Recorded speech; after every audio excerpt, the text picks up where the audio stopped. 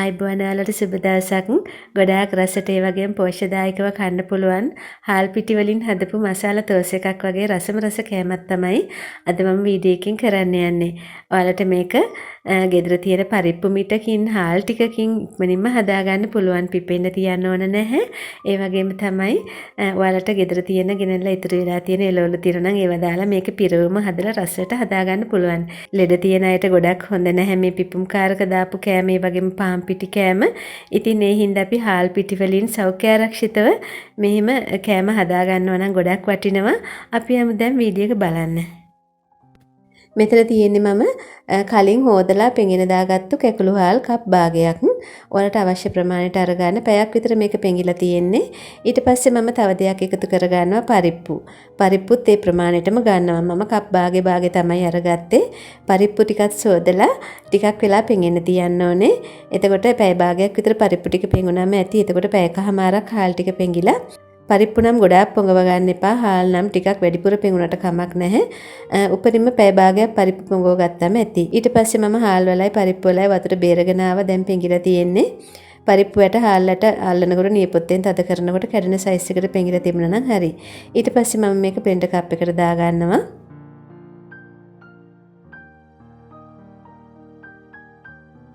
ඉතින් ඔයාලට තියෙනවා නම් බිත්තරේකුත් එකතු කරගන්න. නැත්තම් ප්‍රශ්නයක් නැහැ. ඉතින් බිත්තර දාපුවම හොඳට ගැලවෙනවා. ඒ වගේම අමතර පෝෂණයකුත් එකතු වෙනවා. ඊට පස්සේ මම ලුණු ටිකකුත් මේකට එකතු කරනවා. එකතු කරලා ඔයාලට මේක වතුරෙන් හදා ගන්නත් පුළුවන්. මම නම් දාන්නේ පොල් කිරි. ඉතින් කලවම් කරලා පොඩ්ඩක් බලලා මේ හාල් මට්ටමට එන්න විතරයි දා ගන්න ඕන පොල් කිරි. මම හැමදාම කියනවා ඔයාලට මේ වගේ කෑම හදද්දි වැඩිපුර කිරි වතුර දා ගන්න එපා. එතකොට දිය ගතිය වැඩි වෙනවා. මේ විදිහට හාල් මට්ටමට එනකම්ම පොල් කිරි දාලා බ්ලෙන්ඩ් කරගත්තම හරි. ඉතින් ඔයාලට මේකට පාන් පිටි තියෙනවා නම් පාන් පිටිත් මේ සැඳි දෙකක් තුනක් එකතු කරගන්න පුළුවන්. ඊට පස්සේ මම මේ විදිහට බ්ලෙන්ඩ් කරගෙන ආවා. ඉතින් මේකට ඔයාලට ඊස්ට් අප්සොල ටිකක් එකතු කරලා පිපෙන්න තියලා ගන්නත් පුළුවන්. නමුත් මම අද හදන්නේ මේක නිකම්මයි. මම මේක ටිකක් වහලා තියුවා අපිට ඇතුලේ පිරවම හදා ගන්න ඕනේ. ඒ හින්දා. ඉතින් මම මේ සයිස් එකේ ටිකක් ලොකු අලගිරියක් තමයි අරගත්තේ. ඔයාලා පොඩි අල නම් පොඩි අලගිරි දෙකක් ගන්න. ඉතින් මම මේක ඉක්මනින්ම තඹ ගන්න ඕන ඉඳ පුංචි කෑලි කපලා වතුර ටිකක් දාගත්තා. කෑලි මට්ටමට විතරයි වතුර දා ගන්න ඕනේ. එතකොට දාලා ලුණු ටිකක් දාලා තැම්බෙන්න තියෙනවා. ඒ අතරේ මම ලුණු ටිකක්, ඒ වගේම සුදු ලුණු බික් දෙකක්, අමිරිස් කරල් දෙකක් තුනක්, ඒ වගේම කරපිංච ටිකක් හීනියට කපා ගත්තා. ඊට පස්සේ අර ටික තැම්බුණාට පස්සේ මම අර ටික හොඳට පොඩි කරගත්තා මේ විදියට. ඒ වගේම ලුණු ගස් තිබිලා ගෙදර මම ලුණු කොළ ටිකකුත් මේ විදිහට හීනියට කපා ගත්තා. ඉතින් ඔයාලට මේකට කැරට් ගන්න පුළුවන්. ඒ වගේම ලීක්ස් ගන්න පුළුවන්. ඔයාලට කැමති ಜಾති දාලා මේ පිරුවම හදා ගන්න පුළුවන්. ඊට පස්සේ මම භාජනයක් ලිපේ තියලා තෙල් මේසැඳි දෙකක් විතර දාලා රත් වෙනකොට අබ ටිකක් දාගත්තා. ඊට පස්සේ තෙල් රත් වෙලා අබ පුපුරන්න ගන්නකොට මම සූදුරු තේ හැන්දක් දාගත්තා. ඊට පස්සේ මේ ටික හොඳට බැද ගන්න. දැන් බැදෙනකොට මේකට මම සුදු ලුණු ටික දාගත්තා. හීනියට කපාගත්තු. ඒ වගේම කරපිංච, අම්මිරිස්, බීලුණු මේ ටිකත් එකතු කරගත්තා. මේ ටික එකතු කරගෙන හොඳට සුවඳ එන ප්‍රමාණයට බැද ගන්න ඕනේ. ඊට පස්සේ මේ විදිහට බැදෙනකොට මම මේකට එකතු කරගන්නවා මිරිස් කුඩු. ඔයාලට මේකට කෑලි මිරිස් දාන්නත් පුළුවන්.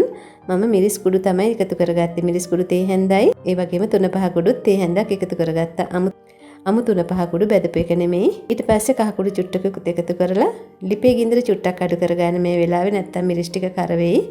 හොඳට කලවම් කරගන්න. හොඳට කලවම් කරලා ඊට පස්සේ මම ලුණු කොළ ටික තමයි දාගත්තේ. හීනියට කපාගත්ත ලුණු කොළ ටික. දාලා මේක හොඳට කලවම් කරගන්න. ලුණු ටිකක් එකතු කරගන්න ඕනේ දැන්. දාලා මේක හොඳට කලවම් කරගන්න. කලවම් කරගෙන ලිප මීඩියම් සයිස් එකේ තියාගන්න. ගින්දර වැඩි කරගන්න එපා. ඊට පස්සේ තැම්බලා පොඩි කරගත්ත අල ටික මම එකතු කරගන්නවා මේකට. ඉතින් ඔයාලට මම ඉස්සෙල්ලා කිව්වා වගේ කැමති දේවල් දාලා මේ පිරවම හදාගන්න පුළුවන්. කැරට් ටිකක් හීනියට ග්‍රේට් කරලා දාගන්න පුළුවන්. ඒ වගේම ඔයාලට ගෝවා තියෙනවා නම් හීනියට කපලා දාගන්න පුළුවන්. ඒ වගේම මස් මාළු, සැමන් කන જાතියක් දාලා හදාගන්න පුළුවන්. හැබැයි මස් මාළු දානවා නම් තම්බලා පුංචියට පොඩි කරලා දාගන්න. ඊට පස්සේ හොඳට මේක මේ විදිහට මිශ්‍ර කරලා ලුණු බලන්න. ලුණු ඇතිනම් ලිප ඔෆ් කරගන්න. දැන් හරි අපේ පිරවුම. ඊට පස්සේ මම කලින් බ්ලෙන්ඩ් කරලා තියාගත්ත පරිප්පු හාල් පොල් කිරි මිශ්‍රණය තමයි අරගත්තේ. ඊට පස්සේ මම තැටියක් ලිපේ තියලා තෙල් ගාගත්තා. ඒකට මේ විදිහට හැන්දෙන් එකක් අරගෙන දාගන්නවා. ඉතින් පිටි මිශ්‍රණයට ලුණු බලන්න ඕන ලුණු ඇතිද කියලා නැත්නම් දිය රස වෙයි. මේ විදිහට දාලා තෝස එක වගේ හැන්දෙන් තුනී කරගන්න ඕනේ. ලිප බොහොම අඩු ප්‍රමාණයෙන් තියාගෙන මේ විදිහට තුනී කරලා තෝස එක වගේ හදාගන්න. වහනවා නම් වහන්න ප්‍රශ්නයක් නැහැ. වහලා හදාගන්න. නමුත් වැහුවේ නැත්තත් ප්‍රශ්නයක් නැහැ. මේ විදිහට හදලා බලන්න යටපැත්ත රන්වන් පාට වේගන එනවද කියලා. එහෙම තියෙනවා නම් ඔයාලා ලිපෙන් අයින් කරගන්න. මම එහෙම අයින් කරගත්තා. අයින් කරගෙන තව එකක් දාගත්තා. ඊට පස්සේ තව එකක් දාගෙන තමයි මම මේකට මැදට පිරුවම දාලා හදාගන්න යන්නේ. ඊට පස්සේ අපි හදාගත්ත අල මිශ්‍රණය දාලා මේ විදිහට රෝල් කරගන්නයි තියෙන්නේ. ඉතින් පෑන් කේක් එක වගේ මේ විදිහට හදාගන්න. මේක ඉතින් පාන් පිටි දාලත් නැහැ. අපි පිපුම් කාරක දැම්මෙත් නැති හින්දා ටිකක් හයිය ගතියට තියෙන්නේ. නමුත් ගොඩාක් රසයි.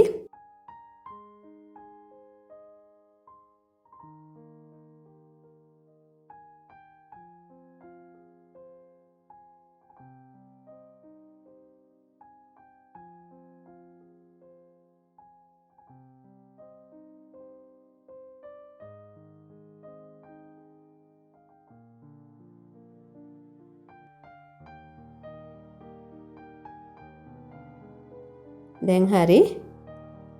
ඉතින් මේ විදිහට හදාගන්න වලට ලේසියෙන්ම හදාගන්න පුළුවන් රස ගුණ කෑමක්. ඉතින් කිසිම අගුණයක් නැහැ ඇඟට. ඕනම කෙනෙකුට කන්න පුළුවන්. ඉතින් මම මේ විදිහට ඔක්කොම හදාගත්තා. ඉතින් ඔයාලත් හදලා බලන්න ගොඩාක් රසයි. මගේ වීඩියෝ එක හොඳ නම් වෙන්න වගේම මම කියනවා ලයික් එකකුත් දාන්න, අදහසකුත් ලියන්න, ඔයාලගේ අදහස් සියලුම දේවල් ලියන්න. ඒ වගේම ඔයා තාම අලුත් එක්කෙනෙක් නම් මගේ channel එකට subscribe එකකුත් දාලා එකතු වෙන්න. ඉතින් ගොඩාක් ස්තුතියි මගේ වීඩියෝ එක බැලුවට. ගිහින් එන්නම් සුබ දවසක් නිරෝගී දිවියක් ඔයාලා සියලුම දෙනාට.